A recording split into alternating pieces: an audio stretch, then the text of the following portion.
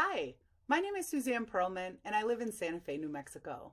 My work is all about mental well being, training on it, and developing curriculum about it. In this video, we're going to be talking a little bit about self care and why it's so important at any age, really, but it's especially important during adolescence and early adulthood. I'm a mom to two boys who are 12 and 16, so this topic is especially close to my heart. I'm not going to be doing this training alone. I have a few friends who are going to join me. So let's go ahead and get started. Taylor, Quay, Adelina, Jade, Dante, Evangeline, and Kayla are all going to be sharing some ideas that they have about self-care. I'm going to be presenting some ideas, and some of this might be things already that you do that are in your toolbox, while some might be brand new. Go ahead and listen along as we get started with Quay. Hi, my name is Quay Aguayo. I'm from Okaya Wingate and I currently live in Philadelphia. One of the ways I practice self-care is by taking time to do something I love, and that is often for me playing basketball. Another thing I do is take some time to reflect on where I come from and my family before me. Practicing self-care is really important to me because sometimes I just need a moment to step back and reset before jumping back into life with more energy and ready to take on whatever is happening. As Quay said, self-care is a really important part of recharging ourselves. You've probably heard the term self-care defined in the news or social media, often as some kind of buzzword that has to do with using it as a treat to reward ourselves if we do something good or if we earn it. And it's really important for us to recognize that we shouldn't think of it that way. Our definition on the slide says that self-care is the practice of taking action to preserve or improve our own health or mental health. And the truth is, you can't have health without mental health. Another way to think about that is anything that we do for ourselves that is nourishing. According to the World Health Organization, self-care is defined as the ability of individuals, families, and communities to promote health, prevent disease, maintain health, or to cope with illness and disability with or without the support of a healthcare provider. I'm sharing this definition because it's really important for us to know not only does self-care keep us healthy, it can also help to prevent disease. Did you know that your brain and your body continue to develop until you're about 28? And during this incredible time of growth and development that young people are going through, the first things that grow in our brain are the emotions reward center, or our limbic system, which means that when we're having difficulty or overwhelm, that can come with big emotions or a lot of overwhelm. And self-care can help us to think through everyday decisions, stressors that go on, overwhelm, as well as difficult times like COVID. Humans are hardwired to cope. And sometimes, if we don't get access to healthy ways to cope, that means we might pick up some negative coping strategies. So it's so important for us to be active in picking ones that are good for us, that help us to feel good about ourselves. I want you to think about self-care as showing up for yourself and thinking to yourself, I deserve kindness and compassion. This is especially important when times are hard and we start to think about maybe giving less attention to taking care of ourselves. It's not a reward, it's a part of being human. Melanie Beattie, who's a self-care expert, says, self-care is an attitude that says, I am responsible for myself. And so just like we would nurture other relationships and people we care about, we need to show that same kind of care and value to ourselves. And it actually leads to us being more productive, not less. So let's hear from Jade about what works for her. Hi everyone, my name is Jade Rao. I'm from Pickers Pueblo, and two ways that I exercise self-care is first through exercise and yoga, and second is actually through art, because art can be extremely healing and you should do it. Thank you, and bye-bye! Jade talked about exercise, yoga, and art, which are three great ways to practice self-care. And I love that she has a variety to choose from. And you should too. Self-care is personal. So what works for Jade might not work for you. And it's really important to find the right fit and balance and what works best for you. So we're going to talk about three areas of self-care to give you an idea of where to start. But remember, there's tons of ideas to choose from out there. And finding that right fit and balance is what's most important. So while we're going to give you some ideas today, know that there's even more information out there should you choose to keep searching. The three areas that we're going to focus on today are body, mind, and social areas of self care. Hi, my name is Taylor Aguilar and I am from San Alfonso, Pueblo. Some ways that I practice self-care is I like to go to the gym or join new workout classes. I like to go hiking with my family and fishing with my friends, and I love to do arts and crafts. When COVID first hit, I moved back home and I used my mom's sewing machine and I learned how to make masks, and I made them for my friends, family, and some of my community. Traditionally, I practice self-care by learning how to make traditional foods like stews and tortillas. I do ask my mom and my aunt how they make their recipes and how they perfected them. And this is how I'm learning how to take care of myself for the future.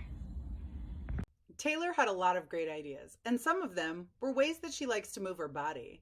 Self care for the body involves our overall well being, such as getting enough rest, nutrition, exercise, or movement. Taking care of our body can be done in lots of different ways. Our overall well being is really important, so taking care of that involves sleep or taking naps, eating right when we can, moving, things like dance or gardening or arts and crafts. A lot of young people have shared with me that sometimes it's hard to prioritize sleep. Things like staying up late to work on homework, staying on social media, or being involved in group chats or texts can be an example of ways that it might be a negative coping strategy. Knowing that you need sleep, but staying up and engaging in these ways instead. And so some young people have shared with me that they set a timer for how long they can continue to do that before they know they have to go ahead and get some rest. That's a way that we can identify negative coping strategies and think of ways that we can put positive coping strategies there as well. Consider ways that you can prioritize rest, nutrition, sleep, and movement into your self-care plan. Now let's hear from Kayla and Evangeline on how they prioritize their self-care as a way that they feel more connected to their family and to their culture. Hash Sachel. Hi, my name is Kayla Rolson and I'm a Puyallup tribal member. I like to practice self-care by cooking meals for myself and my family. I like to make meals that were passed down to me from my parents and grandparents. When I prepare the food, I like to practice my Lishutsid and give thanks and blessings to my food. Asquadid Chad Twaltids Ashid. Cooking is important to me because it gives me time to slow down. It also helps me feel connected to my family and my community even when we're apart. Hi there, my name is Evangeline Nanez. I'm from the Pueblo of Acoma, New Mexico. And something community specific that I like to do for self-care is speak my language. I recently started learning my language with my mother and other community members. I think this is a really important thing that all of us Native folks can do, especially when we live in communities when our language is in danger of going away. So whenever I feel like I'm getting overwhelmed or I need to take some time to myself, I look back on what I've learned in my language and I start to utilize it a lot more. And this is something that really helps me center myself, center where I am in relation to my community, and is a really good way for me to just kind of take some time. Evangeline talked about how practicing and learning her language helps her when she's feeling stressed or overwhelmed. And I want to draw your attention to the definition on the slide. Self-care for the mind involves caring for your mind and thoughts. This can include learning new things, managing stress through journaling, mindfulness, meditation, or prayer. It's really important for us to know that being mindful is all about being present in the moment, which means we might have to clear our thoughts. Sometimes our thoughts become overwhelming when we think about all the things that have to be done, or what's coming next, or what do I still need to do. And sometimes we need to breathe and clear our mind and just be present. I like the idea of paying attention to what we can see, what we might notice. What are sounds that we hear? Those are ways that we can practice being mindful.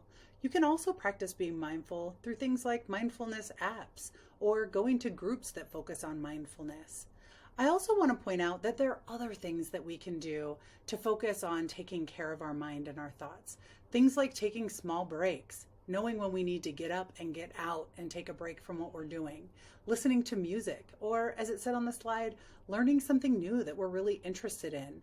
What I love about these different areas of self-care is they're not mutually exclusive. So we might practice mindfulness by learning something new, but we can also engage our friends in an activity if they're interested in it as well. One thing that I want to point out to you is that we all have this opportunity to practice a superpower. And our superpower is knowing when we need self-care the most. For me, I know that I need self-care the most when I become a little edgy and snappy at people that I love and care about. That's when I know for me that I need to go out for a hike. I need to get some fresh air and take care of myself. And when I come back, I'm a much better person. I know we can't always do that, which is why it's important for us to know not only when we need to practice self-care, but what works in different situations. For me, practicing self-care when I'm sad might look different than when I'm overwhelmed, and that's okay.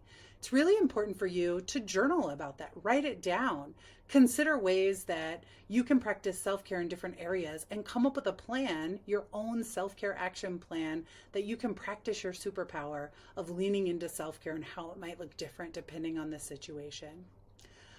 Taking care of ourselves and finding joy can also feel hard when we know that other people around us are suffering. And I want to point out that that's no reason to not practice self-care. That in order for us to be the best version of ourselves for other people, it's important to take care of ourselves and fill our cup. Now Evangeline and Jade are going to share a couple more ideas about how we can be more mindful. Hi there. Something I like to do for self-care, or when I notice that I'm getting a little overwhelmed, is I like to take some time to lay down on the floor on my back and just breathe deeply and kind of recenter myself, remind me of where I'm at, how I'm feeling, kind of acknowledge what I'm feeling. Another thing I like to do is take a walk around my neighborhood and just listen to everything I'm hearing, take in all the stimuli, and just try and focus on that and not the negative feeling that I'm feeling. Hi again, it's me, Jade, and one self-care thing that I do that connects my community and my culture is like mindfulness sessions. That might sound weird, but we usually don't think about it. But basically what it is just focusing on the positive things and making sure that, the people you love know that you love them. Many of the young people included in this video mention the importance of connecting with friends, family members, and elders. Social self-care involves having a network of trusted people who we can turn to, and it helps us to feel connectedness and belonging. It's important to identify who those people are for us, and if we feel like we're lacking people in our lives, to consider better ways to connect, whether that's in our family, our community, culture, school, work, or other groups. This can be done by engaging in some of our favorite activities together, making and eating a meal together, or reaching out through the phone or Zoom or even on social media. Ways we can nurture these relationships are checking in, honoring commitments that we've made, asking for help when we need it, and sharing our lives and feelings. It also includes recognizing our own boundaries and honoring other people's boundaries as well. Adelina and Dante are now going to share some final ideas on how we can connect better with ourselves and with other people as well. Hi, my name is Adelina Gomez and I'm from the Pueblo of Isleta. One of the things that I like to do to practice self-care is spend time with my friends. We like to go hiking, listen to music, and play board games together.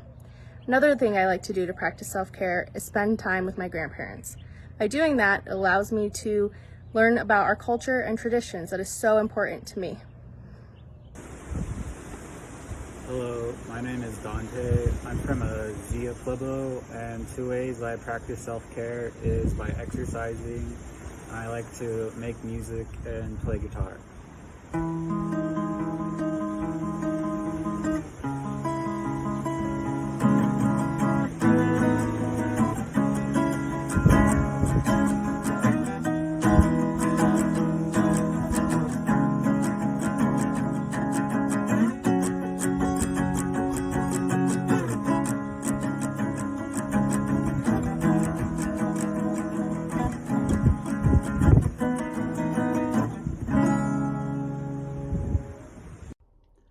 Thanks so much to Adelina and Dante for bringing in some additional ways to think about how we can practice self-care, including that beautiful guitar playing.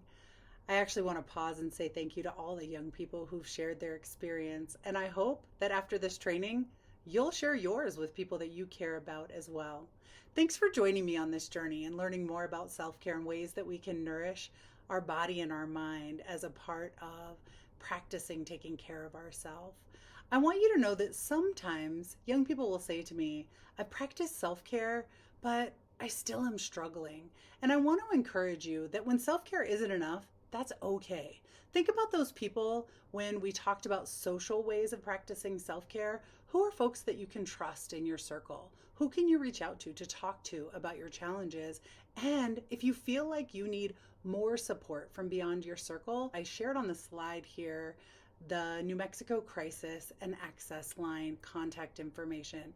That is a free 24/7 hotline that you can call and is available for you to connect you to care. I want you to know that when you call that number, there's professionals there that are waiting who can help you right then in the moment or connect you locally to additional resources and next steps. Also, they have a peer warm line that you can call just to talk about whether you're in crisis or not. You could just call and have somebody to talk to at any point. If you want to stop and pause your screen, that's great information for you to write down and keep handy in your pocket. Thank you again for all of your time and attention. And as we're leaving, I just want to say as my parting words to you to remember to take care of yourself and those you care about.